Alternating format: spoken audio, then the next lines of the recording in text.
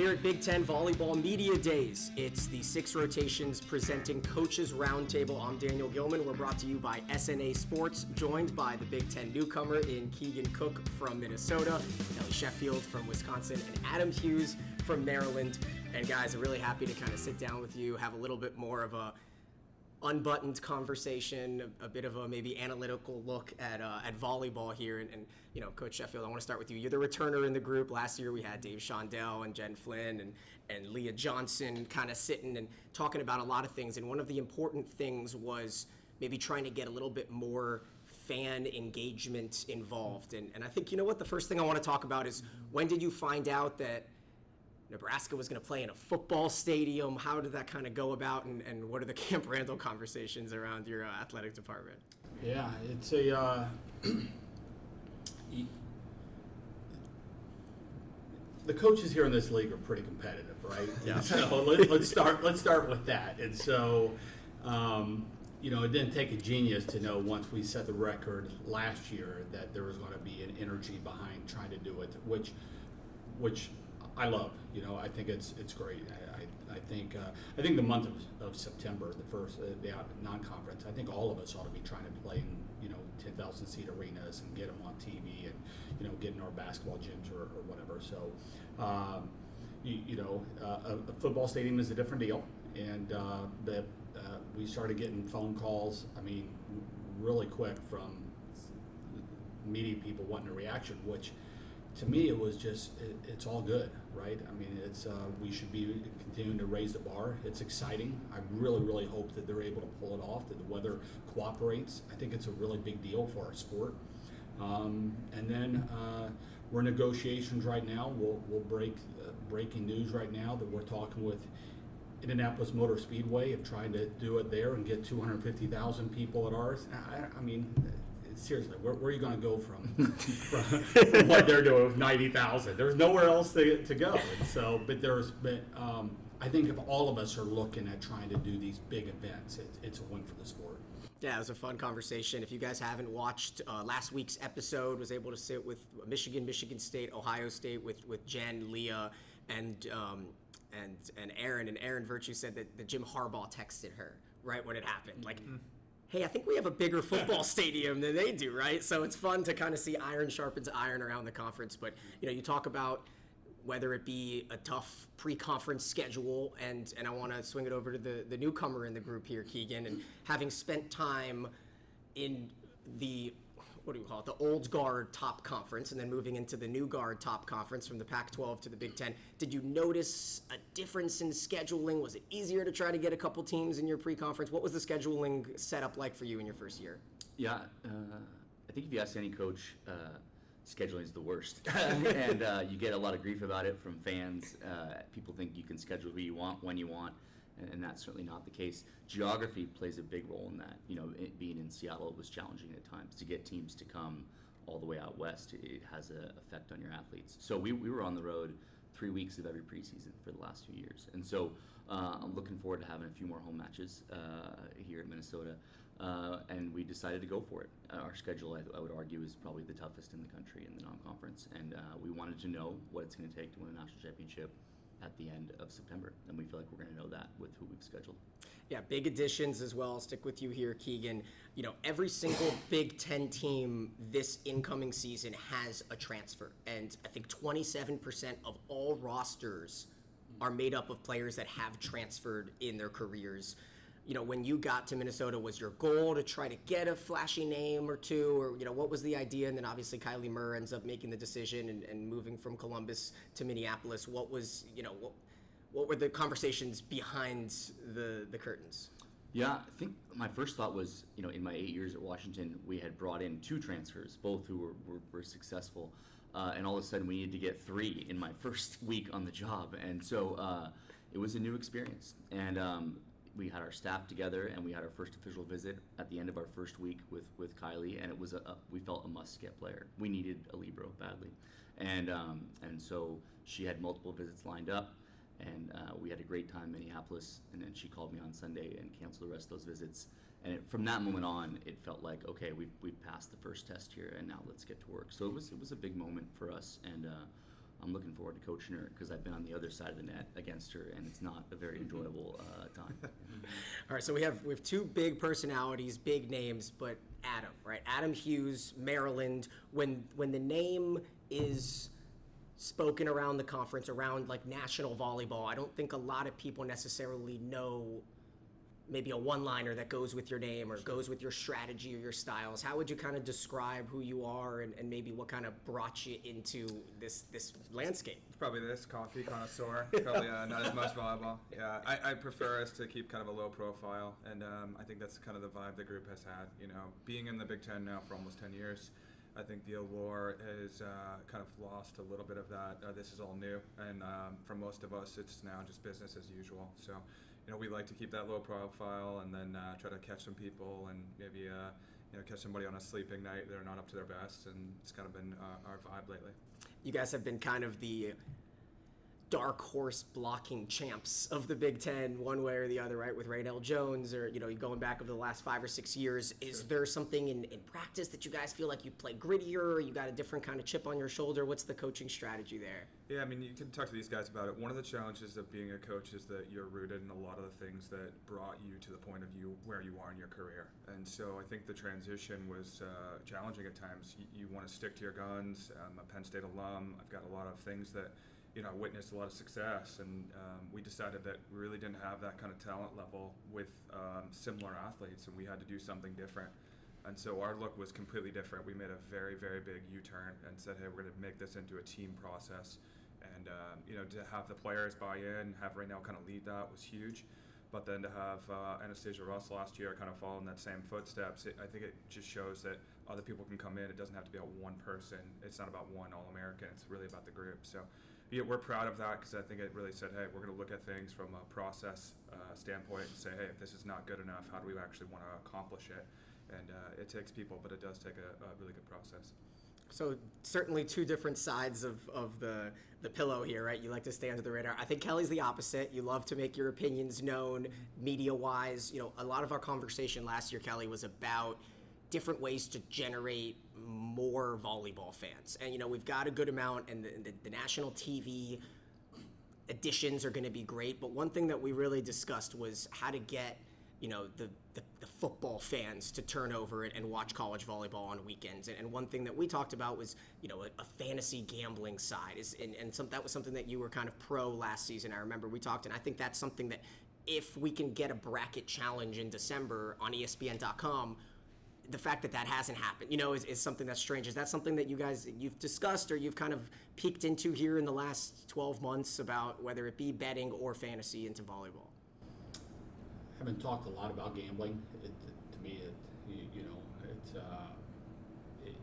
we've got a big enough fan base where I think that certainly makes sense. The lack of a bracket challenge is perplexing to me. That seems to be low-hanging fruit that gets people interested in games that are not your own team's games. That seems to be a no-brainer to me. We're all fighting to try to raise the exposure of because we're passionate about the product. I don't think there's anything in person. There's no better sporting event to watch in person, especially if you're in a packed arena. Both these guys play in home crowds that pack the places. Certainly we do as well.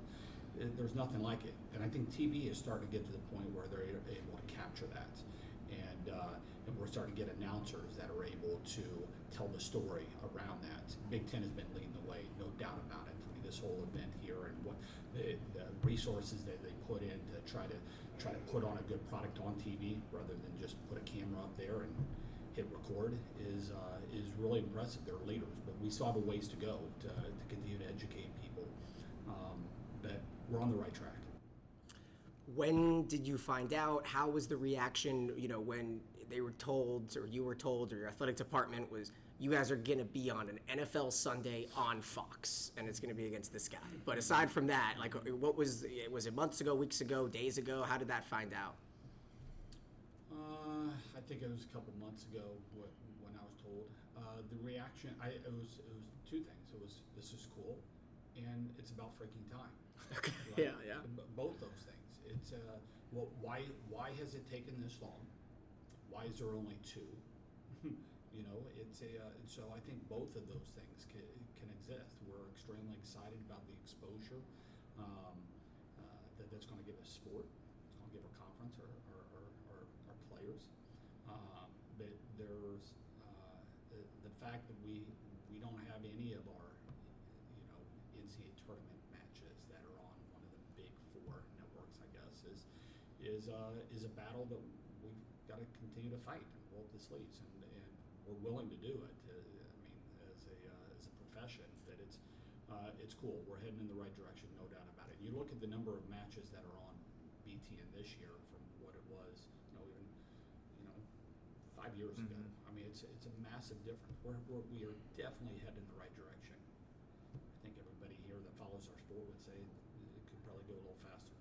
Yeah, 55 matches on BTN, 4 on Fox Sports 1, and then Minnesota, Wisconsin, or Michigan against Ohio State will be on Fox, depending on the NFL schedule on October 29th. So fingers crossed that they kind of put, whether it be like the Vikings or the Lions or certain teams, I really hope they think it through and don't double up that, and then people in Michigan are watching the Wisconsin, Minnesota instead of Michigan, Ohio State. So fingers crossed on that. But you mentioned getting a little bit more of the Big 4 this season. We'll get it. And so our championship match, Keegan, is going to be on ABC.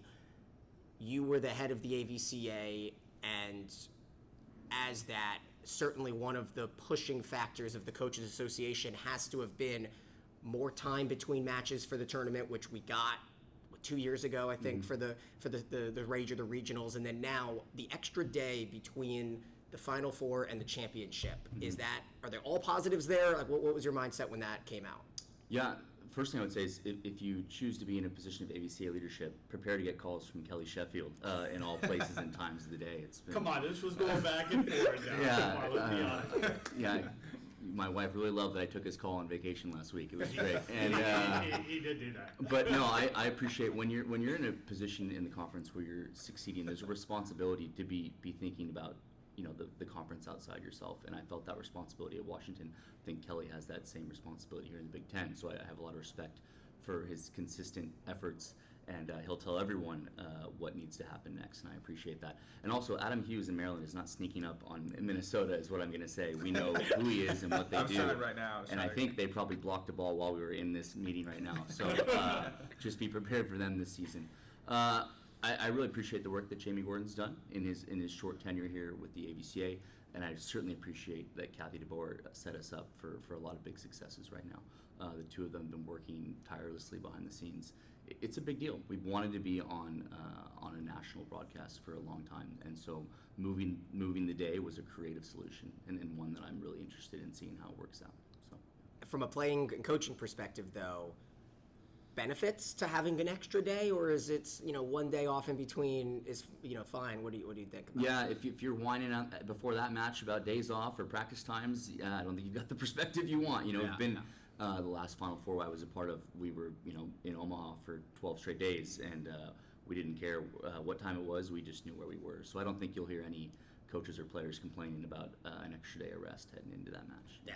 Clearly, probably a good thing, if anything. And Adam, I want to ask you, as this transfer world continues to unravel, and then obviously this year with a lot of the intra-conference transfers, as a coach that gets transfers, but still, Anastasia obviously last year huge pickup. But are you in conversations for like the big catches?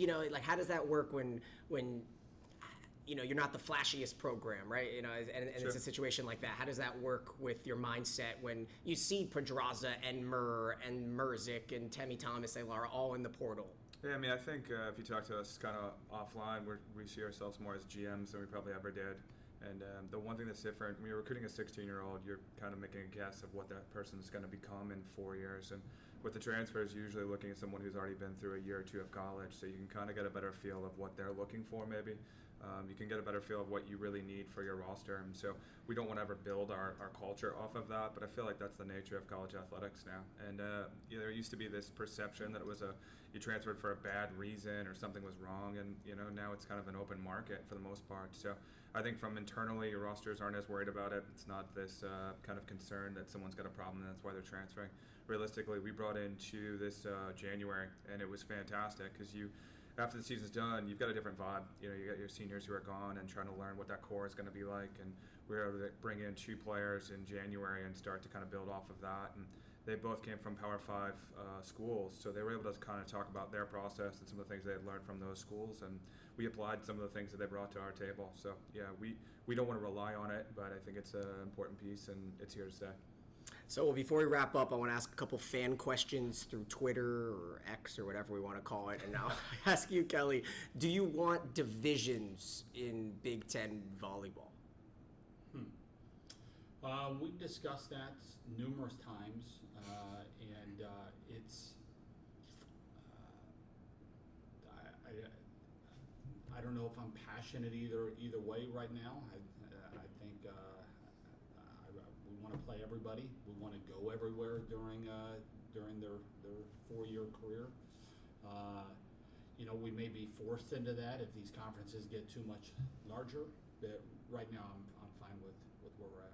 And then if they do grow, here's the second question: protected rivalries. That's something that we've seen kind of go away in football, and now that Oklahoma and Texas are going to move to the SEC, you're going to see a lot of those old classic rivalries fade away. Do you always want, no matter how big the conference is, no matter how things go, do you always want to play Minnesota? Do you always want to make sure that the Wisconsin-Nebraska match stays protected? The difference is we play more games than football does, right? And so there's a way that you're still playing everybody in your league every year. Now the question is, are you playing people twice or not? And I think at the end of the day, the schedule needs to be balanced as much as possible, because winning a Big Ten championship is important. I mean, we talked about being at Penn State, and Russ wins, I think, 17 of those suckers. I mean, it's what the talent in this league and the coaches and the level of play and the support, it's a big deal. And so having everything, we're not trying to manipulate the schedules in order to get another team into the tournament. We're getting 6, 7, 8 teams into the tournament. So having it balanced is really, really important. And the fact that we do get to play everybody every year. I foresee staying in that space for a while. I feel like the complaints about the schedule have gotten less and less, because I think the competitive balance has been a priority. I think they've done a really good job of that of late, and KP, who's done all of our scheduling, has done a masterful job of making sure that top teams are most likely playing each other to finish, and the ratings prove that I think they've got the right model. Mm-hmm. Then I'll wrap it up with you, Keegan, and from the Pac-12 mindset, now fitting timing with all of this, the Pac-12 media deals, and Colorado potentially moving, and Arizona kind of sitting in limbo. Where do you foresee, or you could put on like your AVCA president hat here, where do you foresee the scheduling changes for when USC and UCLA come in next season? How do you kind of see that all working out? Man, it's a good question. They would give me a different title if I could figure that part out. College sports is changing, is what I would say, and you have to be aware but not too hyper-focused on kind of realignment and things that are going on. I know what it's like to take those long flights, from the West Coast, and so I certainly feel for USC and UCLA in terms of finding a good solution for their athletes. And I can't predict. I would like there to be a few more members of the Big Ten, if you're asking me. I think this conference has room for growth. I think there's some great institutions that would like to be a part of it, and it might ease up with some of that scheduling. So that's my personal opinion, if you ask me about it, and we'll see how things turn out. We find out a little bit later than everyone else, and we kind of adjust and keep adjusting to what's happening. All right, guys, thank you so much. Keegan's going to go through his first media days. Going to go through the gauntlet and then get rotated around like a little bit of cattle. So enjoy that today. That's going to be a lot of fun. Adam, Kelly, Keegan, thank you so much for joining us. Stay tuned. Our season starts in just a couple weeks, and we'll have episodes every week.